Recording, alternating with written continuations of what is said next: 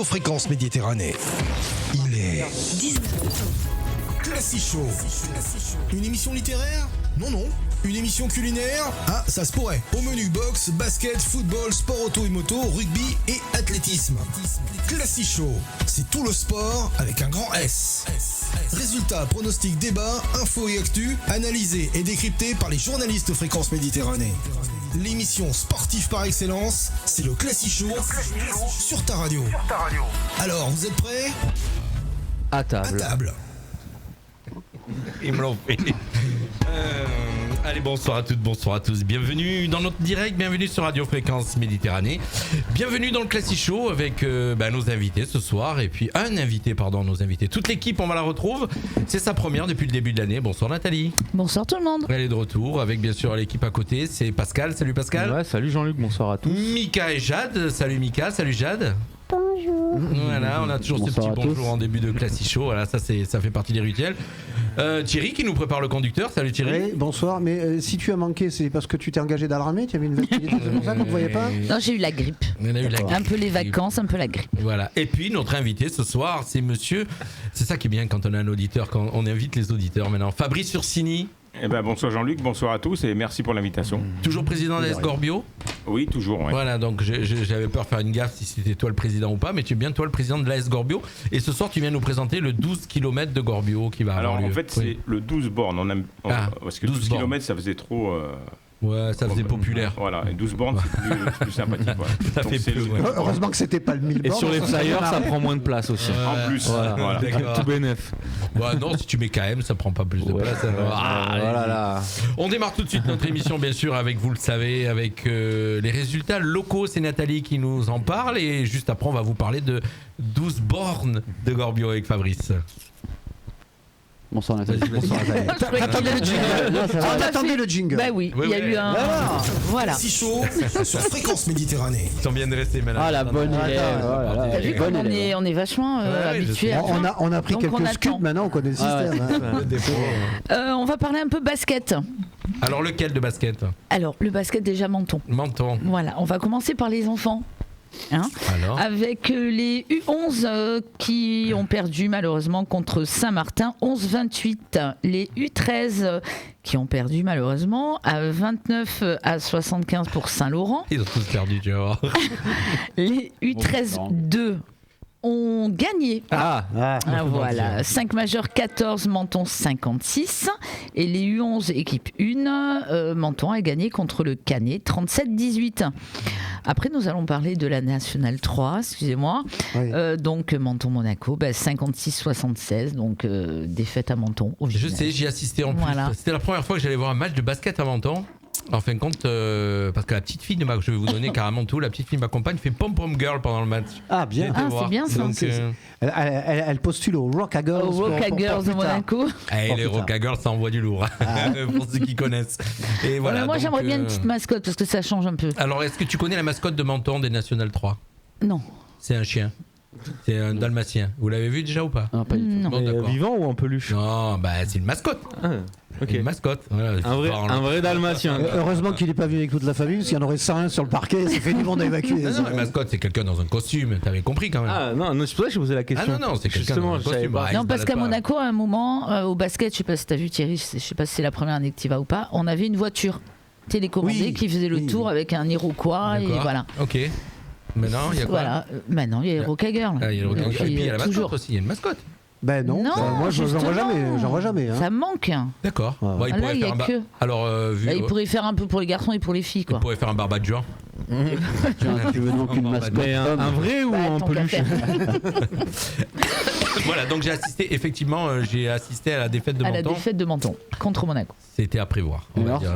Il y avait une sacrée différence de niveau. Je veux pas. J'aime Du coup, c'est la 2 de Menton, Monaco? mais il y avait une grosse différence. c'était féminin. National Non, mais 3. c'était féminin. Non, garçon. Ah d'accord, oui, mais Non, est-ce non, que- garçon, donc, est-ce que garçon. c'est comme en foot, il y a la Et 1, la 2, la 3, la 4 Oui, c'est-à-dire c'est la réserve de, c'est pas la réserve de Monaco. Alors, Voilà, c'est ça ma Cathy, question. Bah, il en dit non, non, non. Alors, essaye de Non, suivre. non. Quand tu voilà, reste avec nous Laoussine parce que je vais en parler. Voilà, il s'inquiète Laoussine, il regarde l'émission parce que j'ai un message à passer dans Ouais, quelques d'accord. instants. Continue. D'accord. On continue avec le basket, mais avec les Monaco, les pros, Oui, qui ont battu l'Asvel chez eux. encore. Donc, belle nouvelle. Surtout chez eux. Oui. 63 Lasvel, 72 Monaco, donc ça c'est dans la JP Elite. Et ensuite ils ont battu aussi Milan en Euroleague, 101 à 88. Donc c'est pas mal. D'accord. Belle semaine. Donc c'est pour ça qu'on en parlera tout à l'heure, basket, on en reparlera dans le national tout à l'heure. Il m'a écrit dans le conducteur Monaco. Voilà. Ouais. Et en rugby, c'est Toulouse. Voilà, chacun son truc. On va parler foot aussi avec le Rapide. Alors c'est les U13-12 équipes. Alors entre parenthèses 21, je comprends pas bien ce système. Je suis pas U13 12 21. Mais 21, Mika. c'était écrit où? Eh ben, c'était écrit à côté de U13 ou 12. Donc j'attendais un. Il n'y a pas eu 21-0 ou un truc comme ça? Non, 6-1 pour le Rapide de Menton. 2-1 en fait. D'accord, tu m'as fait Ils ont mélangé les. Parce que c'est un peu compliqué par rapport à nous quand on était jeunes. En plus, maintenant, il y a les espoirs, les élites, il y a les catégories sont un peu particulières. Donc, ça doit être une catégorie, je pense. Je t'explique, 21-0, c'est au hand. Oui, Et l'Étoile de Menton U13 U12 a perdu contre Saint-Laurent-Saint-Lô 1-2. D'accord. Foot. Je peux rebondir du bien coup, j'ai un petit sûr. message à passer. Oui, du coup. bien sûr. C'est pour les U11 du coup de Menton. Effectivement, le Rapide de Menton, les U11 a un projet d'envoyer les jeunes U11 à Borgo en Corse. Aller voir au tournoi de FC Borgo en Corse du vendredi 9 juin au lundi 12 juin. Voilà, il faudrait les aider financièrement. Donc nous, à la radio, on va voir ce qu'on va pouvoir faire. Voilà, c'est un départ le jeudi 8 juin, donc en voiture. Ils vont aller à Toulon pour embarquer sur le Corsica Ferries. Ils vont aller en bateau. Voilà, c'est les U11, c'est pour aller participer à un tournoi, pour leur faire voilà, le club leur fait un genre de petit cadeau. Puis ils sont contents de partir à l'extérieur, tu t'imagines. Ouais, génial, U11, ils ont 11 ans, donc c'est ça. Ah oui, c'est des souvenirs géniaux. C'est des souvenirs géniaux. Voilà, donc on invite à nos auditeurs, ceux qui peuvent les aider, voilà, leur faire des petits chèques ou en tout cas les aider. Les U11 du Rapide. Donc si vous voulez les infos, vous nous contactez à la radio via contact@fmradio.fr ou ceux qui ont mon numéro de téléphone, vous nous appelez, vous m'appelez, il n'y a pas de souci. On va essayer de récolter quelques chèques pour leur donner au Rapide. C'est vrai que pour les jeunes, c'est des souvenirs. Avec Pascal, on a un souvenir d'un tournoi en Sardaigne comme ça. Voilà mon cher, là aussi on en a parlé. Nous en tout cas dans notre radio, de notre côté, on va faire quelque chose bien sûr, et c'est un tournoi qui va se dérouler le samedi 10 juin toute la journée. Ils seront de retour le lundi 12. Voilà, ils vont faire un peu comme les pros, hein. Ils vont prendre le bateau, ils vont partir jouer à l'extérieur et ils vont revenir. C'est vrai que tu dis c'est des très beaux souvenirs à cet âge-là. C'est magnifique. Et qu'ils n'hésitent pas à demander un peu de sous aussi au département et à la commune. Hein. Oui, tout à fait. Oui. Alors c'est toujours pareil, n'hésitez pas à demander des sous au département et à la commune. Mais oui, non, mais c'est vrai. Hein. La commune a des sous. Le problème, c'est que la commune doit en donner au Rapide et à l'Étoile en plus. Ils sont prêts à le donner à d'autres radios. Donc, prenez sur mes impôts. Il fallait qu'il en dise une. Bah oui. Il fallait qu'il la fasse celle-là. Je suis libre de mes propos. Voilà. On continue avec le foot pro. Marseille-Monaco, donc 1 partout. Et Nice-Lille, 1 pour Nice, 0 pour Lille. Voilà, ok. Voilà. Nice qui gagne enfin. Ouais. Marseille, Monaco, 1 partout. On n'a pas à se disputer aujourd'hui. On va peut-être en parler tout à l'heure. Il y a un truc à dire. Résultat qui arrange pas grand monde en vrai. On doit mener 3-0 en Et moi, comme je suis grenoblois, je vais juste rajouter que Grenoble a gagné la Coupe de France de hockey sur glace. Comme vous, je vous parlais un peu de tout sport. Oui, tu fais bien. Très bien. Grenoble. Pour la 5e fois. Voilà, Grenoble, c'est en France. C'est au nord. C'est très haut, très haut. Très loin. En tout cas, moi je m'imagine, quand tu vois la température qu'il fait ici aujourd'hui, je m'imagine. À Grenoble, ouais. Trompe-toi, la température, c'est un froid sec. Oui, c'est plus sec. Beaucoup moins froid qu'ici. Ah oui, ça n'a rien à voir. Ok. Parce que là ça écoute, on va donner la parole à Fabrice dans quelques instants. On va parler du 12 bornes de Gorbio. Classic Show sur Fréquence Méditerranée. Mon cher Fabrice, qui est notre invité ce soir, on est content que tu sois là. Tu vas nous parler du 12 bornes de Gorbio. Alors la date déjà. Alors la date c'est le dimanche 26 février, donc dans 4 semaines exactement. Ça tombe pendant la fin des citrons. Oui, mais ça c'est pas gênant parce que nous la course a lieu le matin et justement ça permet aux coureurs l'après-midi s'ils veulent rester sur de venir voir la fête du citron. Venir voir la fête du citron. Donc la course elle finit aux alentours de midi. Donc ils ont largement le temps ensuite de descendre sur Menton pour profiter du Corso. Donc, alors cette course, c'est quoi exactement? C'est un trail, c'est ça? Non, on appelle ça une course nature en fait. C'est une course nature, c'est-à-dire que vous avez à peu près 7 à 8 km sur route et après c'est que de la piste et des chemins et une dernière montée d'anthologie sur l'ancien chemin de Menton où là vous avez 700 mètres de côte avec un dénivelé de 120 mètres. Alors c'est quoi la différence entre une course nature et un trail, mon cher Fabrice? Le trail c'est uniquement sur des chemins et des sentiers et là la différence c'est que la course nature elle a lieu sur route, sur piste, et les pistes sont beaucoup plus praticables que les chemins de trail en fait. C'est tout autour du village de Gorbio. En fait, on part de la chance qu'on a au niveau de Gorbio, c'est que vous partez. Nous, il y a des gens, je ne vais pas citer de nom, mais qui ont trouvé l'idée de faire passer les gens dans le palais des expositions de Cannes, par exemple. Vous voyez. Moi, je trouve qu'une course, c'est à l'extérieur, c'est pas à l'intérieur. Nous, on les fait passer devant l'olivier millénaire de Roquebrune. Alors, c'est quoi le but de les faire passer dans le palais? Je sais pas, j'ai jamais compris justement. Il y a des exposants, il y a à boire, il y a à manger. Pour la carte postale. C'est juste pour dire qu'ils ont mis les pieds dans le palais, ils sont passés dans le palais. C'est un circuit à faire plusieurs fois? Non, nous, on a une boucle de 12 km et tu pars de Gorbio, tu passes à Roquebrune village, le vieux village. Tu descends par les escaliers du cimetière, je sais pas si tu connais. Et après, tu passes devant l'olivier millénaire. Et quand tu arrives à Gorbio, tu arrives devant l'orme tricentenaire. Donc en même temps que tu fais une course, tu profites du paysage. Enfin, si t'as envie de gagner, tu profites pas trop. Quoi. On va dire que celui qui gagne, il regarde pas trop les arbres, mais à mon avis, les autres, ils ont un peu plus de temps. Mais tu découvres 2 arbres remarquables. C'est quelque chose. Le mec est mort à la fin, il s'arrête. Tu vois, c'est sympa. Et je pense que c'est original en fait par rapport à d'autres. Très bon parcours. Et je peux en parler puisque je l'ai fait. Ah bon? Ah bah écoutez, je sais plus en quelle année. Mais il a fait l'ancien. Oui, en 1943. Il y avait 12 bornes. Non, il y avait 10. Il y avait 10 parce il y avait 10 bornes. Il faut savoir qu'à je l'ai fait en 1 heure et quelques, puisque en général sur un 10 km j'étais à 50 et quelques kilomètres. Ouais, et puis là il y a deux belles côtes. Mais là il y avait des côtes, je te prie de croire que la dernière côte, quand tu reviens sur le village, elle est costaud. T'as mal aux jambes. C'est ça. Et si vous voulez, avant on avait fait un 10 km et pour les 10 ans on est passé à ce nouveau parcours. C'est quand entre la ville de Roquebrune a ouvert le sentier des tennis, je ne sais pas si vous connaissez les 2 tennis de Roquebrune et de Gorbio. Oui, tout à fait. Il y a une piste qui s'appelle Trancavilla qui a été remise en service. Et à l'époque, quand ils ont remis cette piste en service, on en a profité, nous, pour organiser notre course et faire cette course naturelle. Le tennis sur la colline. Le tennis de Gorbio et le tennis de Roquebrune. Vous avez une piste. D'accord. Vous avez une piste entre les 2 tennis qui fait 3 km que je conseille à tous les gens qui ont envie de se balader. Vous n'avez pas de voiture, vous n'avez rien. C'est vraiment une belle piste. D'accord. C'est super agréable. Et donc là, ils vont passer par là aussi. Oui, ils passent par là. Ouais. Alors ça, c'est le parcours. Tu viens de donner le parcours. Voilà. Donc ça commence à quelle heure? Quelle heure est le rassemblement prévu? Il faut savoir qu'on organise il y a une randonnée avec un départ à 9h sur le même parcours. Et ensuite, vous avez la course avec le départ à 10h. Donc la randonnée, elle compte, c'est juste pour se balader? Oui, on fait ça en fait pour les gens qui veulent venir en famille et qui ont envie de se balader un petit peu. Donc ils partent 1 heure avant tout le monde, du coup ils arrivent pratiquement en même temps que les derniers coureurs et donc c'est largement faisable. Ils sont sur le même parcours? Oui, mais ils partent 1 heure avant, les randonneurs. D'accord, non mais s'il y a trop de monde, ils gênent pas les coureurs? Non, ils gênent pas les coureurs du tout, non. Les coureurs, là, bien souvent, quand ils rattrapent les premiers randonneurs, ils sont déjà largement au 5-6e kilomètre et après le peloton est déjà bien étiré. Oui, complètement. Ouais, donc ça gêne pas exactement. Tout à fait. Et toi, tu vas le faire, toi? Ah non, moi j'organise. Ah non, c'est l'organisateur. C'est possible. Alors, je rappelle que Fabrice Ursigny est le président de la S Gorbio. C'est trop compliqué. Alors on en parlera d'ailleurs, on va parler de toute l'équipe de bénévoles. Parce que, mais j'imagine que tu l'as déjà fait. Ah, je le fais pour le tracé, mais je ne l'ai jamais fait en compétition. Non. D'accord. C'est impossible. Alors, explique-leur comment ça fonctionne effectivement. Donc, tu pars donc quelques week-ends avant, il y a le tracé. Oui, alors le 12 km, c'est moins compliqué à organiser que le trail parce qu'on le prépare 1 mois avant. Là, on est en plein dans les préparatifs. C'est les commandes de coupe. On fait des lots souvenirs aux participants. Donc là, cette année, ce sera des tours de coups. Commande de poudre, commande pour faire les paniers garnis parce qu'à Gorbio, on a une marque de fabrique, c'est qu'on offre des produits locaux aux vainqueurs, à tous les vainqueurs et à tous les premiers de chaque catégorie. Donc on prend ça chez notre fournisseur, Monsieur Manguine, qui fait des produits confiture, huile d'olive, etc., etc. Donc les gens ils sont contents, ils repartent tous avec leur petit panier. C'est une marque qu'on fait depuis 20 ans.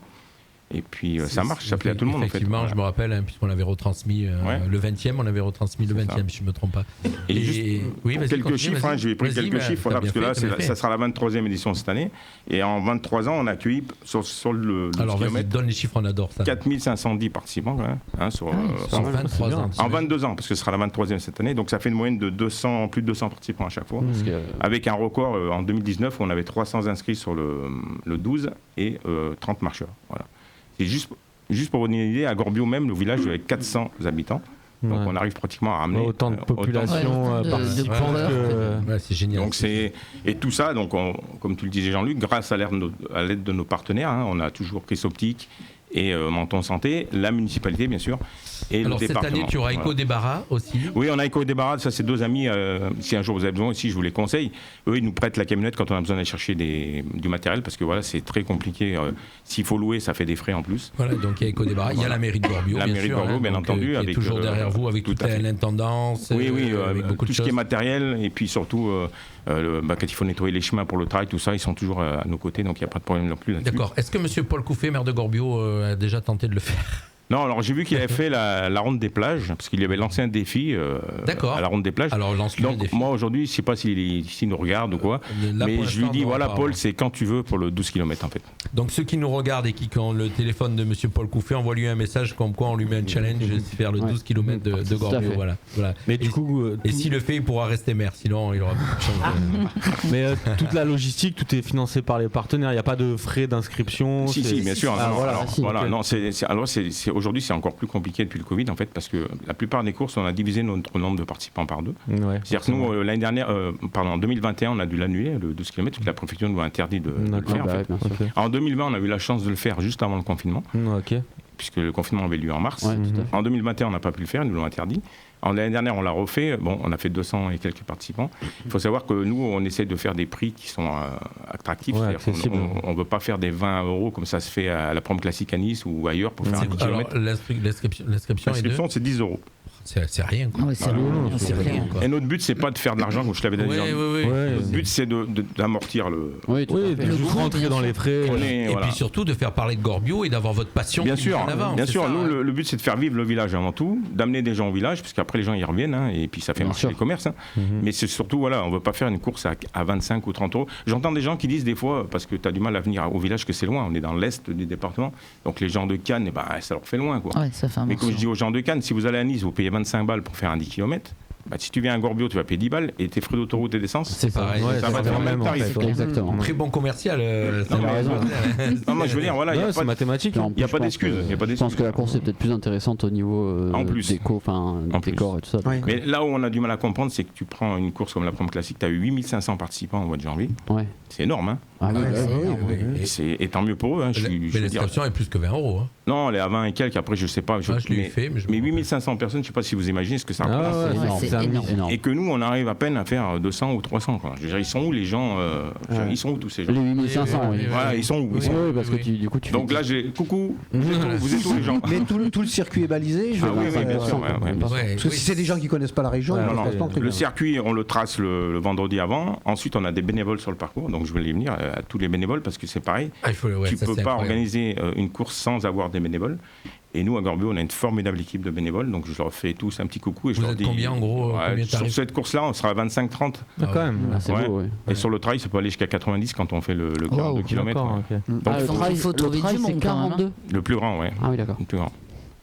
Qu'on n'a pas fait depuis 2 ans. Et bon, je ne rentrerai pas dans les raisons. C'est... Oui. Ouais, non. On a discuté. Ouais, vas-y, rentre dans les raisons. Non. On a discuté On entre verra. On fera une émission spéciale. Ah ouais, il y en a qui sont quand même forts pour caler des dates en même temps, ce qui fait que des fois t'annules. Non, Mais voilà, bon. c'est dommage. On a un terrain de jeu ici dans le Mentonnet. Ah ouais, qui est, ouais, c'est incroyable. Ah ouais, je sais pas si vous faites un peu de rando, comme ça. Oui. Qui peut. Et voilà, Très rarement, mais ça arrive. tout autour de Menton, vous pouvez faire. Moi j'ai tout Oui, fait. clairement. Enfant, jeune, j'ai tout fait. Je connais toutes les sentiers devant. Ouais, mais Maintenant je les ai un peu quand oubliés. t'étais jeune, ouais, ça a changé Ouais, surtout. ça a changé. Bah, T'as vu Ouais, comment un il petit peu, force ouais. avec ton âge, c'est incroyable quand même. hein. Et puis, alors, une petite alors, dernière vas-y. chose, voilà. Non, mais continue, Juste tu es là pour vous pour ça, mettre, mon cher Fabrice. pour vous donner un peu le record de l'épreuve. Ah, c'est ce que j'allais demander Voilà. en plus. Il est détenu depuis l'année dernière par un Mentonnais, donc Gilles Rubio, le président de Menton Marathon, Ouais. qui a fini l'épreuve l'année dernière en 39 minutes 56, c'est-à-dire que c'est le premier à être descendu sous les 40. Sous la barre des 40. hein. 39 minutes. À savoir que le parcours n'est pas plat, il y a 280 mètres de dénivelé, donc je vous laisse. Ouais, ouais, Ouais, je te dis, c'est c'est- costaud, voilà. il est costaud. Ah, c'est costaud. hein. Et chez les filles, c'est Liselle Mirello qui l'a en 46-57. Donc l'écart est pas énorme entre les garçons et les Ouais, filles. c'est hein. minutes. Ouais, c'est vrai. Ouais, Donc, c'est énorme. Oui, voilà, Mais c'est- moi je te dis bon le parcours tu me dis il a changé mais pour l'avoir eu fait c'était avec Menton Marathon c'était un super moment surtout c'est original quoi tu passes sur de la route tu reviens Et on essaye de faire des c'est- parcours ludiques. Ouais, bien sûr. Ah, puis on a des spots magnifiques ici, En hein, plus, des sites. ouais. Oui, complètement. Bah, voilà, on a tout quoi. On a du Bah là, plat, sur ce de la parcours-là, montée, du Sur ce parcours-là, paysage. si vous prenez la route qui va de Gorbio à Roquebrune et quand vous arrivez au cimetière de Roquebrune par Cap-Martin, pour ceux qui connaissent, vous plongez sur le vieux village par les escaliers, vous avez la vue plongeante sur Monaco, sur la mer. Ah. Donc c'est- Ouais, clairement. c'est- Ouais. Et s'il fait beau, c'est voilà, Ouais, top, c'est quoi. magnifique. C'est magnifique. Ah, c'est ce qu'il faut souhaiter qu'il fasse beau aussi. Oui, bah, on espère. Ah oui, c'est clair. Froid, c'est pas grave, mais Froid, beau, bah, oui. Ouais, voilà. froid au bout d'un moment quand t'as commencé à faire tourner la machine T'as plus froid. ouais. Oui, ça va, tu te Ouais, réchauffes c'est vite clair. après. Juste une dernière chose, Allez, les gens continue. peuvent s'inscrire jusqu'au 24 Alors c'est ça février. important, voilà, tu l'as aussi pour dire inscrivez-vous et passez le message et relayez l'info parce que surtout ce qui est important, pardon, excuse-moi, mais Bien c'est sûr. de partager cette émission pour que les gens la Tout à fait. revoient. C'est en début, 19 minutes d'émission, donc les gens vont avoir le message. donc de s'inscrire. Comment on s'inscrit ? Alors s'inscrire, vous allez sur le site www.asgorbio.com et là vous avez un lien qui va vous renvoyer sur un site pour vous inscrire. Après l'inscription est basique, c'est très simple. 10 €. Écoutez 10 bien, € 10 € l'inscription. Vous allez faire une super journée le dimanche 26 février, donc premier départ 10h, 9h pour les marcheurs, pardon. Ouais. Et c'est le 12 bornes de Gorbio qui maintenant a sa 23e édition. C'est ça. Et à part une dernière chose, la catégorie, vous pouvez vous inscrire à partir de la catégorie cadet, donc c'est tous les enfants nés, les plus jeunes, nés 2006-2007. Voilà. D'accord. En dessous de 2007, vous ne pouvez pas vous inscrire. D'accord, donc ça c'est les plus jeunes que vous prenez, cadets. Et après, bien sûr, après vous êtes dans les catégories seniors. Évidemment, on a déjà un pronostic pour cette année. Alors on a un auditeur qui dit que cette année, ça sera pour Jojo Artillerie. Je ne sais pas qui c'est. Alors, qui c'est qui nous marque ? C'est un Gorbarin. C'est un jeune Gorbarin qui s'est remis à fond au sport, mais il m'a dit qu'il ne le faisait pas. Donc visiblement, c'est gênant. S'il ne le fait pas, il va tu t'es trompé sur ton pronostic. S'il ne le fait pas, ça risque d'être compliqué de gagner. Mais après, nous, on connaît une traileuse. Si elle s'inscrit, Julie Romera. Ouais, elle peut taper du record. Alors, Julie Romera, l'année dernière, elle a fini en 47-14, donc elle est à peine 20 secondes du record. Et chez les garçons, Cédric Gilles aussi, je crois qu'il fait. Oui, Cédric Gilles, il a gagné une fois. C'est très fort. Julie est un menton marathon. Oui. D'ailleurs, on va dire que on va aussi leur faire un coucou parce que Menton Marathon vient en force à chaque fois sur tous les événements. Alors là, pour l'instant, je sais pas trop, mais ils vont venir comme chaque année. Ils viennent à peu près 25-30. Oui, bah oui. Donc on les remercie beaucoup. Je crois qu'il y a une grosse participation. Oui, ils ont un club qui marche bien. Ils sont tous soudés. Ils ont une course qui marche bien aussi avec la ronde des plages. Exactement. Et ça, c'est ça que je voulais venir aussi, c'est que sur le Mentonnet. Il y a 3 courses. Non, ce que je veux dire par là, c'est qu'on a la chance d'avoir des épreuves magnifiques et que je sais pas, des fois on a l'impression que nos élus ça rendent pas compte en fait.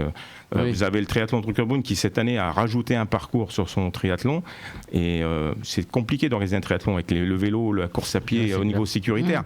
Ils ont réussi à faire un parcours de 1,5 km de natation, 40 de vélo et 10 à pied, avec un parcours qui est monté au col de la Madone, etc., etc. En gardant aussi le petit format, ils ont réussi à ramener 450 participants. C'est ça, si la promotion, la communication est un peu 450 quand on voit que le marathon de Nice, il fait. Oui, mais voilà, mais pour Roquebrune, c'est magnifique. C'est magnifique. C'est ça la comparaison. Moi, à l'AS Gorbio, on a commencé avec le team triathlon de Roquebrune, on a organisé le triathlon, on était en conjoint, on faisait 100 participants. Aujourd'hui, ils en font 450 et ils limitent. C'est-à-dire qu'ils pourraient peut-être en prendre plus. Oui, par rapport à leur place. À la sécurité, tout à fait. Et vous avez aussi le triathlon de Castellar avec Stéphane Le Cordier, qui réunit 300 participants. Vous avez la ronde des plages entre 800 et 1000 participants. Le Campanel. Oui, c'est vrai qu'on le Campanel un peu moins, c'est dommage parce que c'est une très belle course aussi. Mais voilà, après on a des trails à Sospel, à Tende, à Breil qui sont magnifiques. Et donc voilà, il faut que les élus de la CARF, tout ça, ils soient conscients qu'aujourd'hui, sur le plateau, il y a beaucoup d'épreuves sportives qui mettent en valeur le territoire. Oui, voilà, c'est ça en fait. On peut donner un peu de sous. Ça y est. Dans les frères Tonelli, par exemple, aussi à mon avis. Les frères Tonelli, ça doit participer aussi. C'est à Gorbio, oui. Allez. Il vient de me livrer mon frigo, lui, il est en pleine forme. Il a monté 4 étages avec le frigo américain sur Beau. Si j'arrête le foot l'année prochaine ou l'année d'après, je ferai le trail. D'accord. J'annonce. Et si j'ai le temps, j'ai 2 minutes pour parler du trail. Donc il aura lieu le dimanche 1er octobre cette année. Et on fera que 2 parcours, le 9 et le 16. Parce qu'on a une trop grosse concurrence la veille.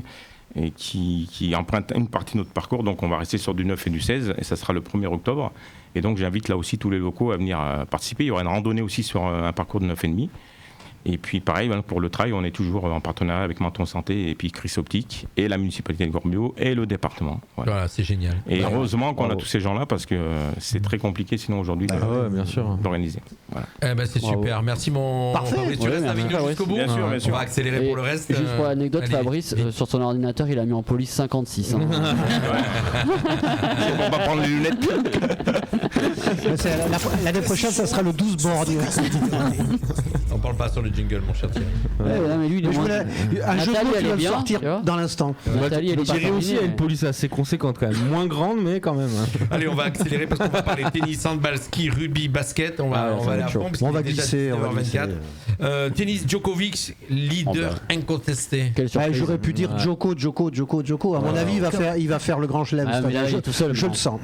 Pas tout seul, mais quand même, il est vraiment au-dessus. Non, il gagnera pas Roland Garros. Il a quand même gagné son 10e 10e Open d'Australie. Ouais. Je sais pas si vous vous rappelez les gars, mais le premier Open d'Australie qu'il a gagné, je me rappelle plus la date, c'était contre Tsonga. Ils avaient émergé tous les deux. Ouais. Tsonga avait démonté Nadal en demi-finale, mais alors une boucherie. Ouais. Et lui, il avait battu Federer. Ça a été qu'une fois. Et malheureusement, ça c'est sûr. Mais malheureusement, au final, quand Tsonga tu compares les deux carrières, ils sont kiff non? C'est kiff Tsonga Djoko aujourd'hui. En palmarès. Oui. Non mais à 22 grands chelems. J'allais dire que c'est marrant, mais c'est même frustrant parce que si tu veux, ils ont explosé en même temps. Et à l'arrivée, il y en a un qui a une carrière extraordinaire. Et Tsonga, à part la publicité sur Red Dead, ça n'a pas fait grand-chose. Dès qu'on parle de tennis, je le dis à chaque fois, le gâchis qu'on a eu sur une génération, c'est terrible. Surtout que Djoko, il est fort, mais si tu regardes, c'est pas Federer, c'est pas Nadal. C'est un monstre de travail en fait. Il n'a pas forcément le talent brut. Mais voilà, c'est quelqu'un qui a dédié sa vie au tennis. Tu regardes Gasquet qui venait de gagner un tournoi d'une manière magnifique contre des très bons joueurs. On parle de Djoko. Et vous partez sur. Ouais, non, mais je veux dire, et dans la foulée, il se fait sortir lamentablement au premier tour de l'Open d'Australie, Gasquet. C'est la régularité. La petite Garcia aussi, elle est sortie très très tôt. Allez, un petit coucou. Mais Djoko. À mon avis, comme quoi les papis du tennis sont encore là, hein, tu vois, la relève elle a pas encore pris le dessus. Parce qu'il est pas si jeune que ça, Djoko. Il a 35 ans. 35 ans, Nadal 36. Il risque de péter le record de Nadal et Federer, je pense. Là, ils sont égalité avec Nadal, 22 grands chelems chacun. C'est ça. Donc il risque de passer devant parce que je le vois bien gagner. Il y a une série sur une plateforme que je ne citerai pas qui s'appelle Point Break. Qui est vachement bien. Oui, mais c'est Point Break. C'est une série qui date de. Non, mais on parle pas de Point Break avec le surfeur. David oui, il était dans Point Break. Une série, déjà c'est pas un film. Bon, d'accord. Une série sur le tennis. Juste une chose. Et qui est vraiment très bien. C'est sur Amazon ou Netflix? On a dit les deux, c'est bon. Ça va dur d'en caser une ce soir. D'accord. Tiens, un petit coucou Lionel qui te regarde, Lionel Ghisolfo qui a travaillé avec toi. Ah, ton frère. Encore avec Ghisolfo, ils sont partout. C'est incroyable. Et des bons souvenirs avec Lionel aussi. Et il m'avait envoyé un message cet après-midi, dit lui un coucou, mais je vois qu'il regarde. Voilà, Lionel qui te fait un coucou et Cédric Montero qui est avec nous aussi. On aime bien les auditeurs leur faire remarquer qu'ils sont là avec nous. Voilà, Djoko, ligueur incontesté. On va passer tout de suite au handball. Classico sur Fréquence Méditerranée. Comme tu l'as écrit, tu l'as très bien écrit, tu mets des beaux titres. La dernière marche était trop haute. Ils ont été incapables de hausser le ton et voilà, donc ils ont perdu de 5 buts, je crois. 34 à 29. Meilleure attaque de la Coupe du Monde, les Danois, meilleure défense, les Français. Et malheureusement, les deux gardiens de but sont un peu passés au travers, parce que je crois que les premières 10 minutes, il n'a pas fait un seul arrêt, Vincent Gérard. Le seul arrêt qu'il a fait, et les Danois ont quand même récupéré la balle derrière. Donc tu peux pas lutter, parce que les autres, c'était vraiment open bar, ça rentrait dans tous les sens. Déjà, j'avais vu qu'en demi ou en quart, il s'est fait sortir. Au bout de 10 minutes, il a changé de gardien et l'autre a fait un très bon match. Et là, on peut quand même se dire qu'ils sont pas mauvais, les gardiens français, mais je crois quand même on est en train de payer le fait qu'on n'a pas remplacé Thierry Omeyer, qui était le meilleur gardien du monde et qui faisait gagner les titres à lui tout seul. Oui, mais moi j'ai joué quand j'étais plus jeune au hand, au foot. Et hier, je suis d'accord, hier, je pense que. Jusqu'à la mi-temps, j'ai regardé, bien sûr. En fait, c'est ça, j'adore aussi. C'est les chaînes françaises, elles sont magnifiques. En fait, si t'as pas une chaîne payante, avant les demi, tu vois pas les Français. On est dans un monde un peu bizarroïde en fait. Quand tu trouves qu'ils arrivent en demi-finale, hop, ils te balancent. Ça va faire de l'audience, donc allez, on prend, on vend. Je pense que la première mi-temps, les Français ont tenu un peu. Moi, j'ai regardé le programme et puis je me dis, mais qu'est-ce que c'est? On a quand même bien tenu. On a bien tenu, mais honnêtement, je sais pas, moi je veux dire, je suis pas spécialiste de handball, mais je l'ai pas regardé. Dès le début du match, tu vois tout de suite que je veux dire, ça sent pas bon. Les autres, ils ont filé un 3-0. Oui, non mais d'accord, mais c'est la grosse nation du handball, certainement.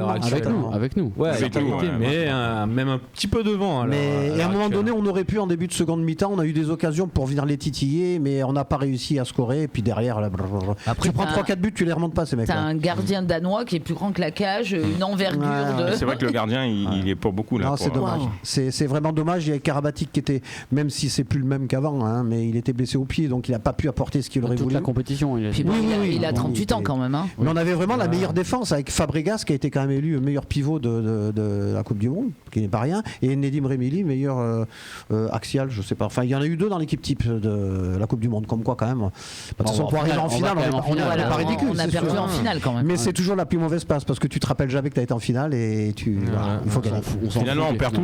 Oui, ça fait un peu trop de finales perdues là cette année. Perso, on s'en fout d'aller en finale, c'est abusé. Pascal, il a encore de la rancœur. Moi, personnellement, non. Ça ira mieux dans 4 ans. Mais comme je vous l'ai dit, même la Coupe du Monde, moi je préfère perdre avant. Ah, bah carrément. Oui, bien sûr. Je préfère perdre au premier tour que perdre en finale. C'est terrible. Ouais, mais t'es quand même vice-champion. Ouais, et surtout pour la finale de la Coupe du Monde, avec la dernière action, tu te dis encore plus. C'est horrible. Fabrice n'en parle pas, on va partir. Franchement, cette dernière action, à chaque fois je la revois. Sur mon téléphone, j'ai un montage où la frappe de Colomboigny elle rentre. Je l'ai regardé en boucle. Je l'ai revu dernièrement. Il aurait fait une toute petite balle piquée. Il y avait non, il a donné à Mbappé. Et à Mbappé aussi. Où il a top, il fait n'importe quoi. Et là, t'imagines. Alors là, par contre, le truc, il a donné à Mbappé 4 buts d'Mbappé dans la Coupe du Monde. En finale.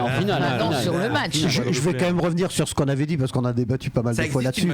Si on avait dit à Mbappé au début, tu marqueras un triplé en finale et tu seras pas champion du monde, franchement, personne n'aurait cru. Et c'est ce qui s'est passé. Non, après, je suis de cet avis quand même de dire que si on perd en poule, mais on n'aurait pas vécu toutes ces émotions qui nous. Oui, mais la déception, elle est que proportionnelle. Les gars, vous avez vu qu'on était au World. Oui, mais bien sûr. On parlait de finale perdue, on est dans le thème. On va faire un crochet sur le cricket, tu vas voir. On va parler ski. Classico sur Fréquence Méditerranée. Où s'arrêtera Mikaela Shiffrin? Il la connaît pas. Non.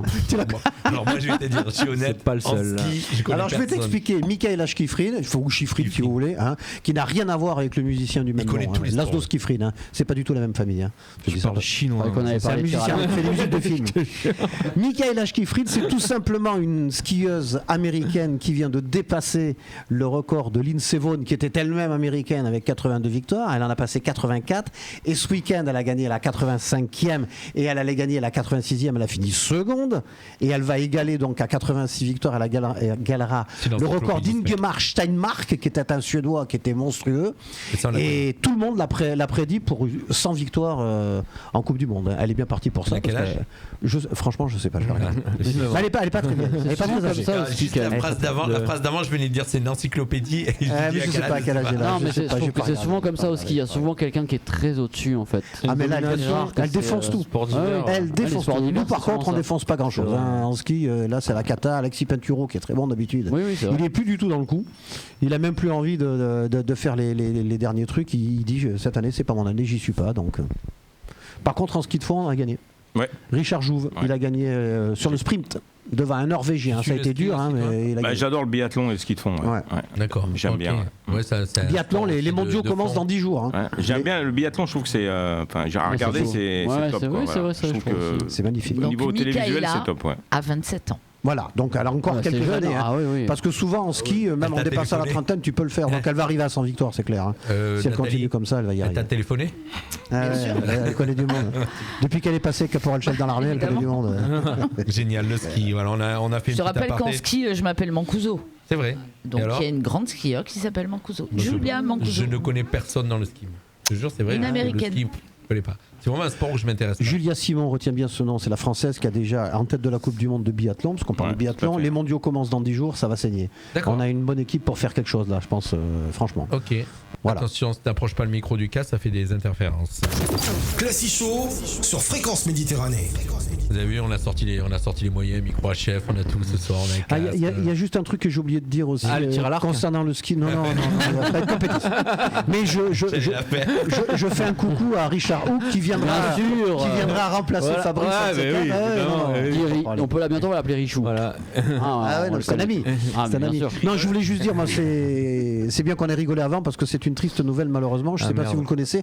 Le champion du monde de halfpipe, c'est du snowboard, en 2015, s'est tué dans une avalanche à Nagano, au Japon. Nagano, ils étaient 3 ou 4. Il y a eu les Jeux Olympiques là-bas, je crois. Oui, bien sûr. Oui.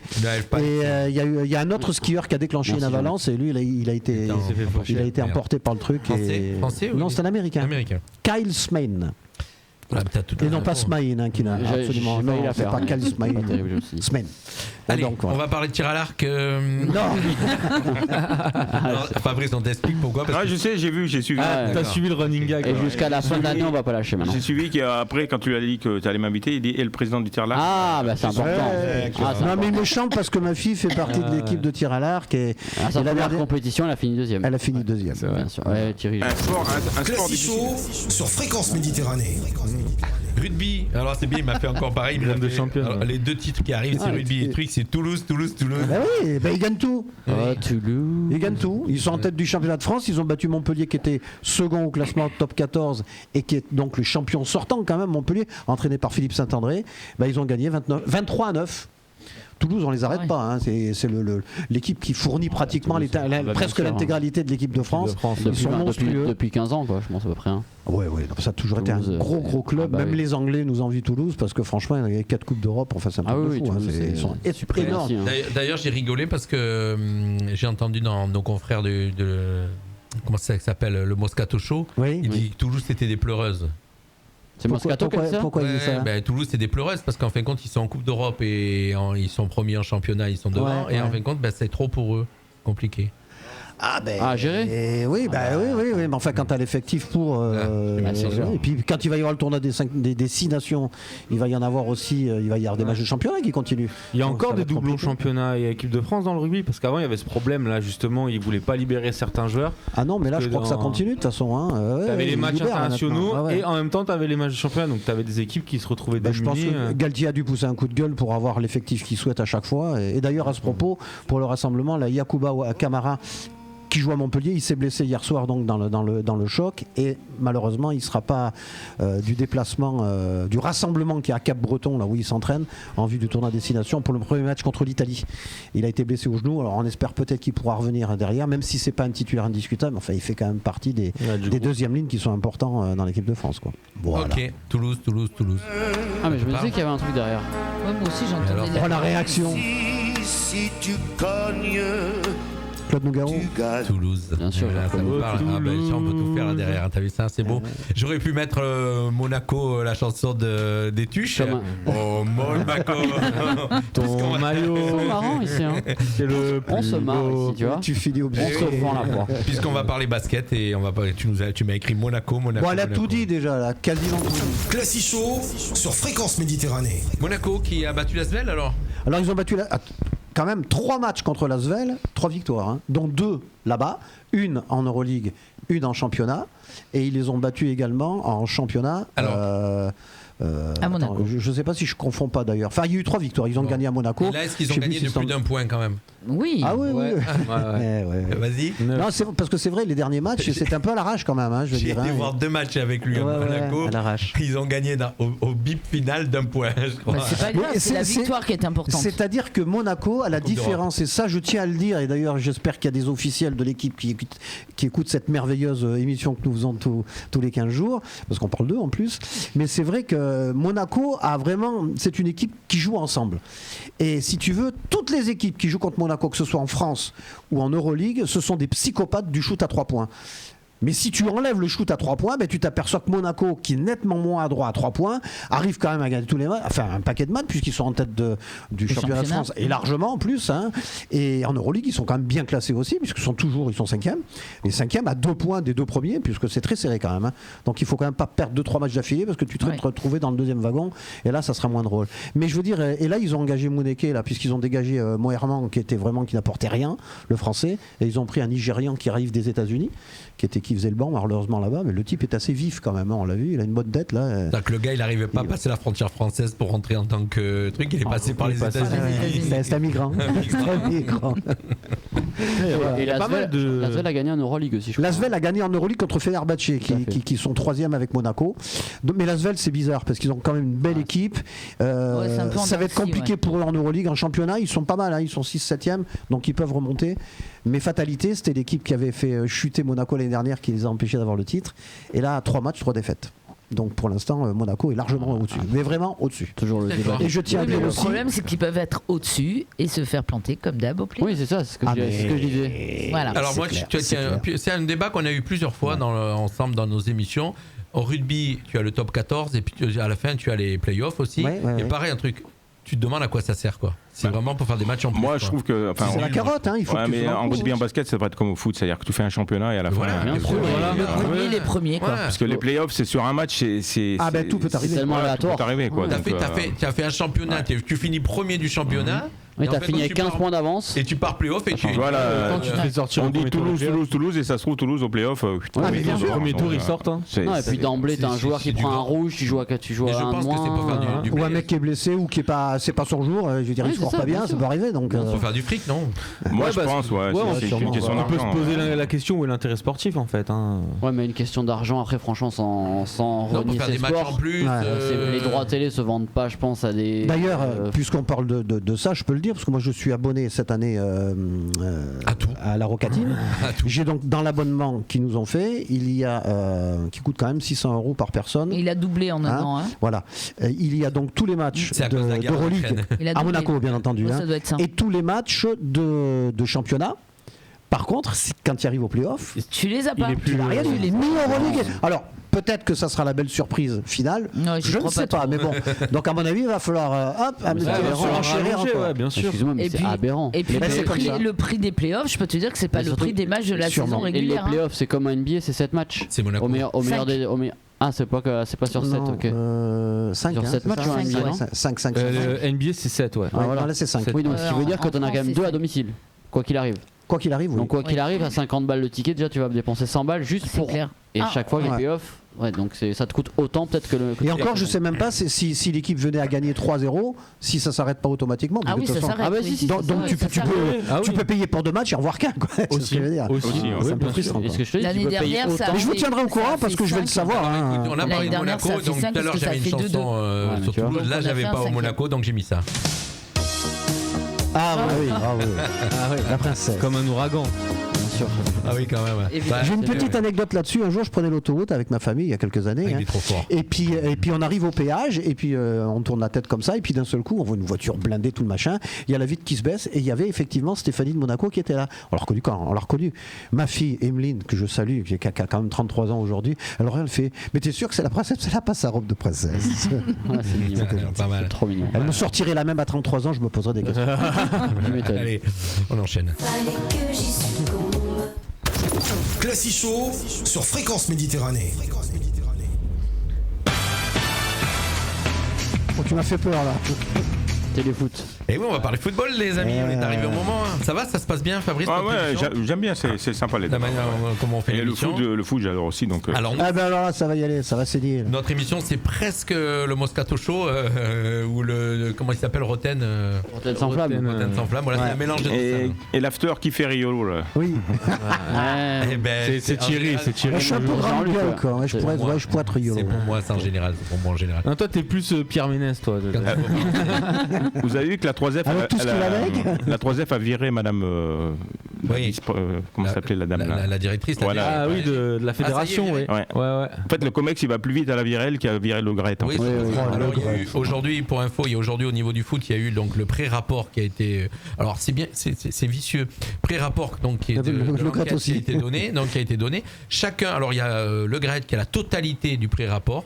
Mais les autres ont que la partie qui les intéresse. Donc voilà, la ministre a eu là aussi la totalité. Ouais. Et là donc, si, alors c'est vicieux aussi parce que s'il démissionne, le président sera obligatoirement dans le comité du COMEX qui reste. Si par contre il ne démissionne pas, qu'il est viré, le président peut venir d'extérieur. Donc comme il y a Michel Platini qui se positionne, il y a des gens qui se positionnent. Il se positionne Platini ? Apparemment, ils ont été le chercher. Ils se positionneraient. Le gouvernement a été le chercher. Donc s'ils veulent pas que Platini vienne le mettre le nez dedans, il faut qu'il démissionne. Mais moi je dis il faut tous les virer. Quand tu cautionnes tout ce qu'il a fait ce monsieur, il faut tous les virer. Alors après, mon humble avis c'est qu'il démissionnera jamais. Je le vois pas. Je pense que si on l'envoie au plafond, il descend avec tout ce qu'il y a là, tu vois, tout. Non, c'est possible. Après, parce que là, il y a eu cette histoire et il y a des affaires qui sont en train de le rattraper un petit peu derrière. Ça, par contre, c'est un peu tout. Désolé le terme, un peu la merde qui remonte à la surface. En fait, le plus grave dans toute cette histoire, c'est que le gars, il plonge juste parce qu'il a manqué de respect à Zidane. Ouais, c'est ça. En fait, le mec, c'est la goutte qui a fait déborder le vase. Il a harcelé des femmes et tout, mais ça, tout le monde s'en fout. C'est le déclencheur en fait. Ben voilà, donc juste parce que tant mieux qu'il est disjoncté sur Zidane. Pourquoi attendre ça en fait? C'est triste. C'est ça que tu te dis quand même, c'est grave parce que tu te dis des femmes ont été, on ne sait pas. Ça c'est pas grave. Ont été Apparemment, parce que bon, nous on ne sait pas, on avait harcelé, on va dire harcelé. Un truc qui est sûr, c'est qu'il a balancé sur Zidane et là il s'est fait déglinguer. Tu vois, là, après les paroles se libèrent un peu trop facilement, je trouve aussi, une fois qu'il a fait beaucoup de choses. Comme Pierre Ménès a eu son problème sur Canal+, d'un coup il y a eu 5-6 femmes qui ont dit ah oui, moi aussi. Il suffit que la porte s'entrouvre et tout le monde s'en fout. Il faut qu'il y en ait une qui parle pour que les autres parlent. C'est toujours pareil. Mais franchement, je veux pas défendre spécialement Pierre Ménès, mais je comprends pas pourquoi justement d'un seul coup tout. Voilà, c'est ça que je veux dire moi aussi. Je veux dire, une femme qui a subi des pressions. Surtout de nos jours en fait. Ben, tu l'ouvres et puis je veux dire surtout aujourd'hui quoi. Enfin, faut arrêter quoi. Je vois pas où est le problème. Après là, je sais pas si c'est un phénomène de mode ou c'est une réelle volonté. Politique, publique, peu importe les termes, mais il y a vraiment un genre de nettoyage qui est en train de se faire. Bruno Martini du handball qui était entraîné l'équipe de France féminine. Laporte qui a démissionné ou qui s'est fait virer de son poste au rugby. Bruno Martini qui a son histoire là de d'image. Peut-être qu'après on va mettre le nez au gouvernement là-bas, on va prendre des trucs aussi. Il y a le grève qui dégage. Il y a du nettoyage qui est en train de se faire. On reprend la main. Jingle. Non, il n'y a pas de jingle, on est toujours dans le foot. Le PSG qui commence à se faire peur peut-être, non? Qu'est-ce que vous en pensez? Moi je suis content. Moi, je commence à être inquiet, les gars. Moi, ça fait partie de ma thématique. Je suis content. 3 points, Lens derrière avec 3 points et Marseille 5 points. Mais ce qui est dommage, c'est qu'il y a un statu quo sur cette journée. Les 4 premiers ont fait match nul, donc au final, personne n'a profité de rien en fait. Très beau match entre Marseille et Monaco. Oui, un vrai match de Coupe d'Europe. C'est sympa de voir un match de championnat comme ça. Limitant chacun. Je l'ai pas vu, mais bon, un supporter de Monaco que tu connais très bien, qui bosse avec moi, m'a dit que Marseille aurait dû perdre 4 ou 5 à 0. Si tu comptes la première mi-temps, oui. En première mi-temps, il mérite de perdre. En deuxième mi-temps, ça s'est égalisé. Une mi-temps chacun. Après, les actions franches ont peut-être été un petit peu plus de notre côté en première. Si c'était quand même une tête de Balerdi sur la barre transversale. Oui, mais après, franchement, si tu regardes sur le match complet, le match nul n'est pas volé. Par contre, si je peux me permettre, et là, alors je sais pas, moi je suis pas parler du penalty. Alors si tu non mais je veux dire, ce que je ne comprends pas, moi je pose juste la question, mais qu'est-ce qu'il fout à la VAR? C'est pas possible quoi. Le type il lui met carrément une cale terrible, c'est carton rouge hein. On en parle à chaque fois. Si à la limite tu tires pas penalty parce qu'il avait tiré avant, je pense qu'il y a un grand débat parce que pour moi il n'y a pas faute. Après je suis supporter de Monaco, mais parce qu'en fait il frappe. Au moment où il frappe, l'autre il met son pied en opposition et. Mais il lui prend la cheville, c'est hyper dangereux quoi. Oui, mais c'est là lui qui vient frapper. Enfin, tu vois, il met son pied en opposition, automatiquement il y a contact. Enfin, pour moi. Enfin, moi, je veux dire, le penalty qu'on a sifflé contre Dembélé en finale de la Coupe du Monde, il était quand même plus. Il y avait rien par rapport à ça, hein. Franchement. Mais bon. Bon, allez, donc ça veut dire le PSG, est-ce que vous pensez, ça chauffe? Moi c'était lié à mon sujet. Je pense que j'ai l'impression que là, tous les gros clubs, le Bayern a beaucoup de mal. Oui, le Bayern a du mal. Tous les gros clubs qui ont eu beaucoup de joueurs en Coupe du Monde, est-ce qu'on commence pas à payer un peu l'après-Coupe du Monde? C'est possible.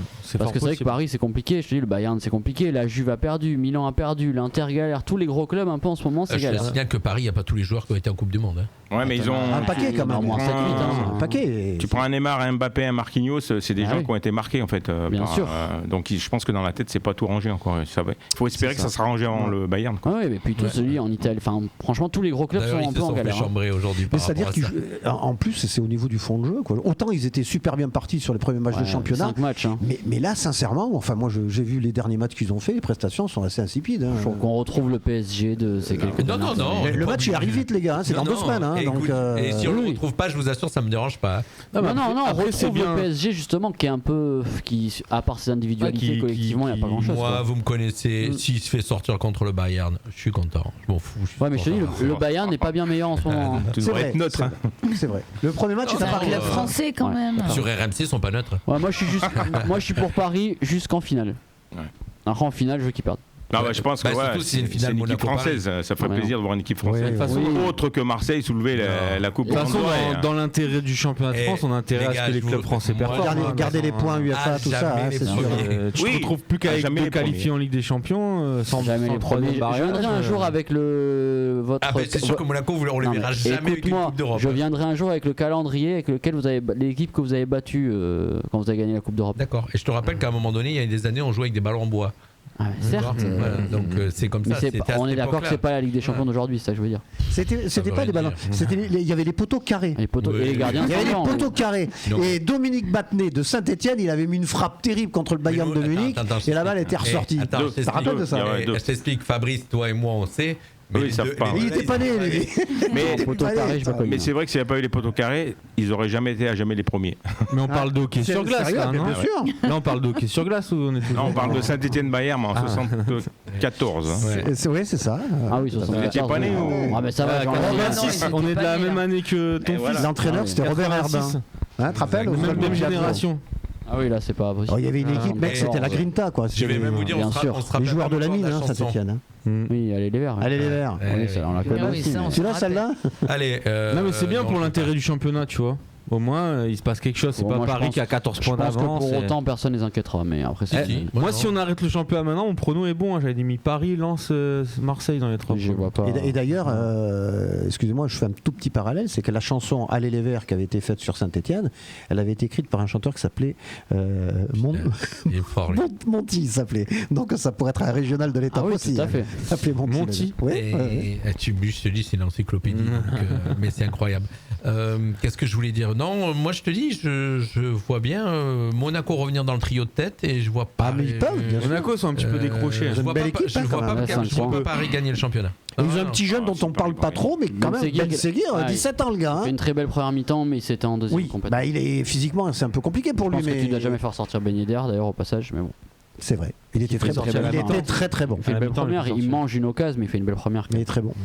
C'est un joueur intelligent, donc forcément. On a commencé à aborder tout à l'heure le sujet Le Graët, on y revient un petit peu dessus sur siège éjectable, donc moi j'espère. Je pense qu'il est même déjà en l'air.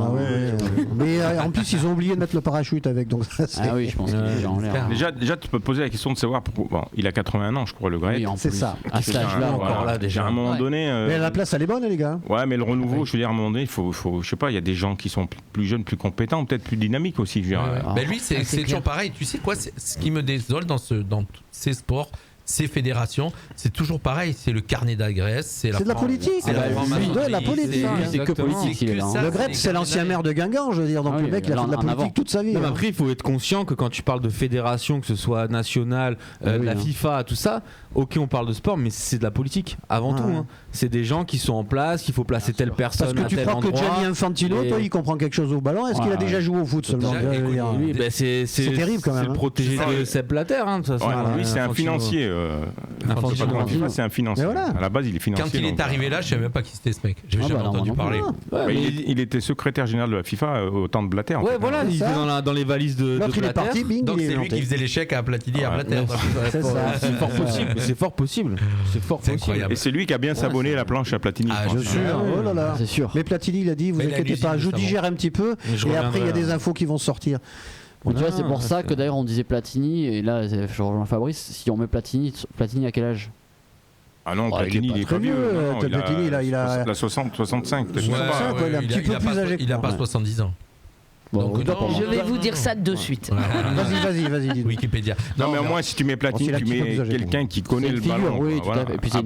Après, voilà, les gens vont te dire il a des casseroles, Platini aussi, mais bon, jusqu'à maintenant, il a été. Parce que le Qatar, il a été blanchi, quoi. De toute façon, dans le milieu du football, montrer quelqu'un du doigt, c'est vraiment. 67 ans. Il peut faire un mandat. Oui. Qui sait qu'il n'y a pas de casserole dans le football ? Tu regardes, si tu commences à fouiller, tu trouves des casseroles. Oui, c'est sûr. Que ce soit au niveau des agents, des clubs, des machins. On a les auditeurs qui répondent. Il y a Dan Citron qui a mis 67 déjà. Il y a les auditeurs qui suivent l'émission qui te mettent les réponses. Merci Dan, heureusement que tu es là.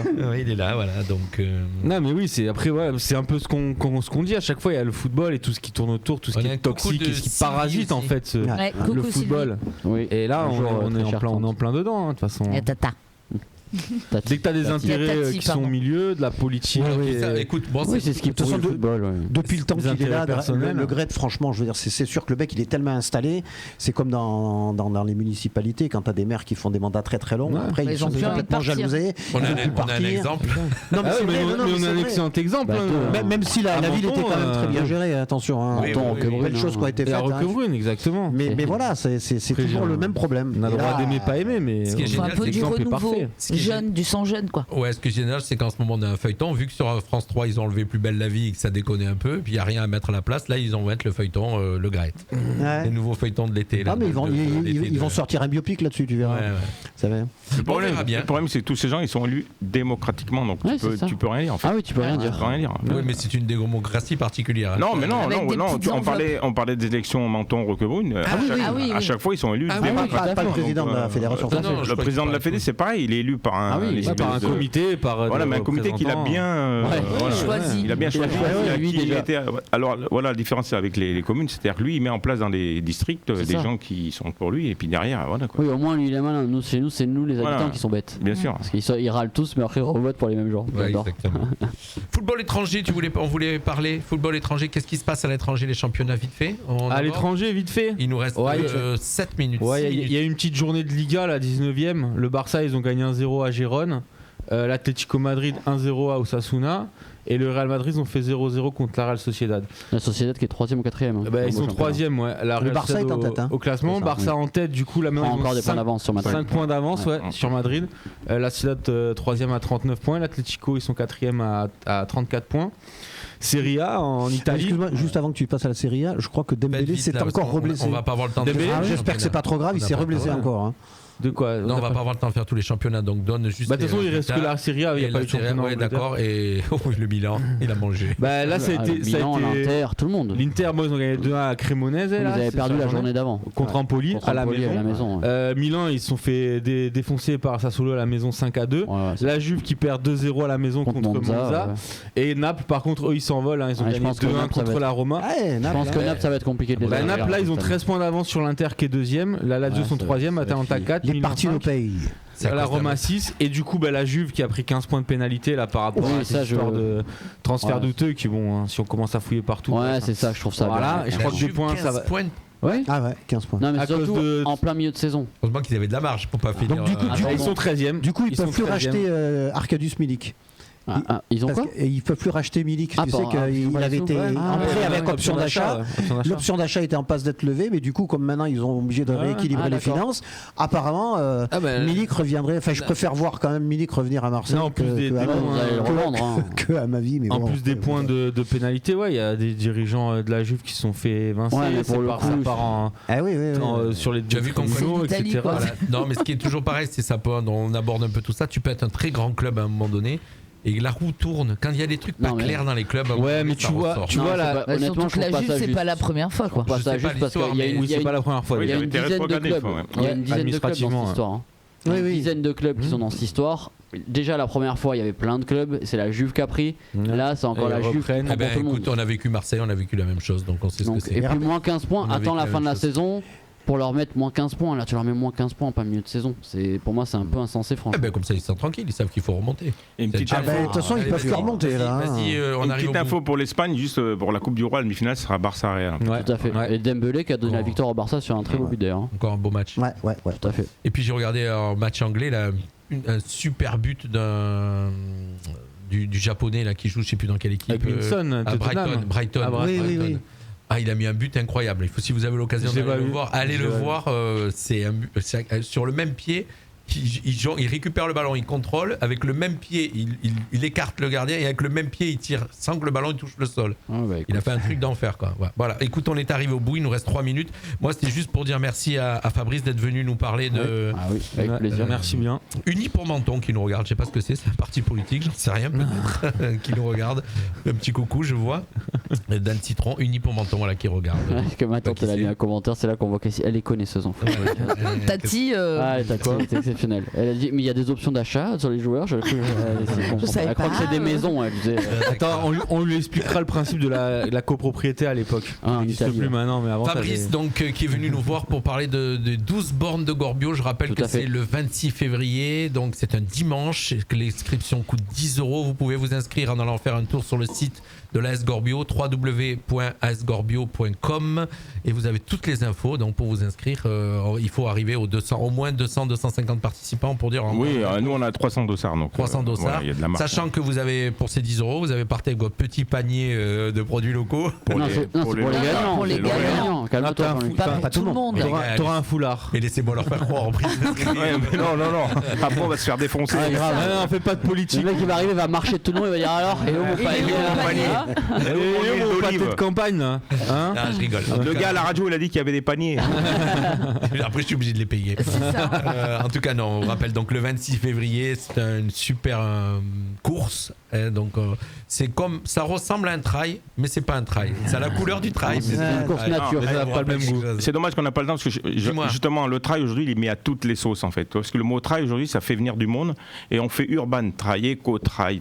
Le trail c'est du dénivelé, des sentiers limite praticables. Voilà, c'est ça le trail. C'est pas des courses où tu montes des escaliers, tu descends des escaliers. Tu vois, à Beausoleil, il y a une course qui s'appelle la course des escaliers. Ils l'ont pas appelé Urban Trail de Beausoleil, ils ont fait la course des escaliers. Si vous voulez mettre des escaliers ou je sais pas quoi, vous appelez pas votre course Urban Trail, vous appelez votre course des escaliers.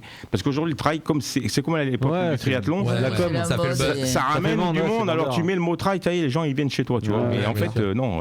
C'est pas un trail quoi. Non, c'est pas un trail. Et là c'est les 12 km de Gorbio. Les 12 bornes. Jean-Luc, les 12 bornes de Gorbio. Vous voulez voir si on suivait encore. On finira cette erreur et on parlera en tout cas tir à l'arc la prochaine fois. On peut annoncer l'émission de cinéma aussi mercredi dans 2 jours là. On va parler. On va parler non, pas tir à l'arc. Film fantastique au travers de 4 films. La Ligne Verte, la saga des aliens, Starman de John Carpenter et Premier Contact de Denis Villeneuve. Voilà, ça va saigner. La Ligne Verte, ça me parle. Voilà. Et demain soir, on aura un invité, on aura Franck Martinez, mentonné qui faisait de la moto. Je connais, un bon cycliste aussi. Ouais, Franck qui sera notre invité parce qu'il écrit maintenant. Il a écrit 2 livres, il viendra nous les présenter demain soir. Merci les gars. Merci à vous. Merci beaucoup. Merci la fille. Merci. Au plaisir. Allez, bye bye. Bonne soirée. Merci. Ciao. Et nous on se retrouve demain soir avec toute l'équipe du mardi soir. Bye bye à tous. Merci. Ciao. Merci. Bonsoir à tous. Fréquence Méditerranée, la radio de la Riviera française.